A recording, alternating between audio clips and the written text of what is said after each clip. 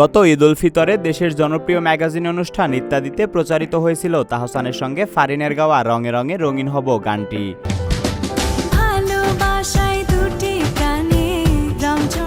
এর মাধ্যমে সঙ্গীতশিল্পী হিসেবে অভিষেক হয় ছোট পর্দার জনপ্রিয় এই অভিনেত্রীর।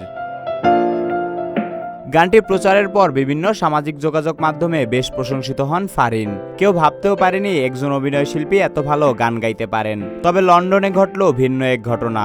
গানটির মঞ্চে বেসুরো গাওয়ার কারণে পড়লেন সমালোচনার মুখে।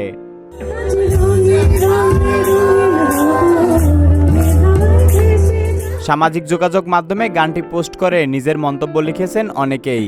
একজন লিখেছেন, হাতে মাইক্রোফোন নিলে শিল্পী হয় না, শিল্পী হতে হলে সাধনা করতে হয়। ফারিনের পক্ষ নিয়ে কেউ কেউ লিখেছেন, ফারিন জাত অভিনয় শিল্পী, শখের বশে একটা গান করেছেন, এটা নিয়ে এতটা সমালোচনা করার কিছু নেই। অন্য একজন লিখেছেন, লন্ডনে তিনি ভালোই গেয়েছেন, কিন্তু সমস্যা ছিল মিউজিকে। লাইভে গান গাওয়ার আগে মিউজিক স্কেল সব ঠিক করে মহড়া করে তারপরে গাইতে হয়।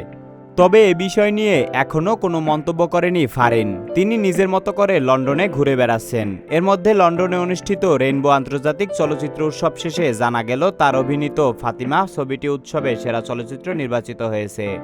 ছোটবেলা থেকে গায়িকা হবেন এমন স্বপ্নের কথা প্রায় 4-5 বছর আগে একটি নাটকের শুটিংয়ে তাহসানকে বলেছিলেন ফারিন।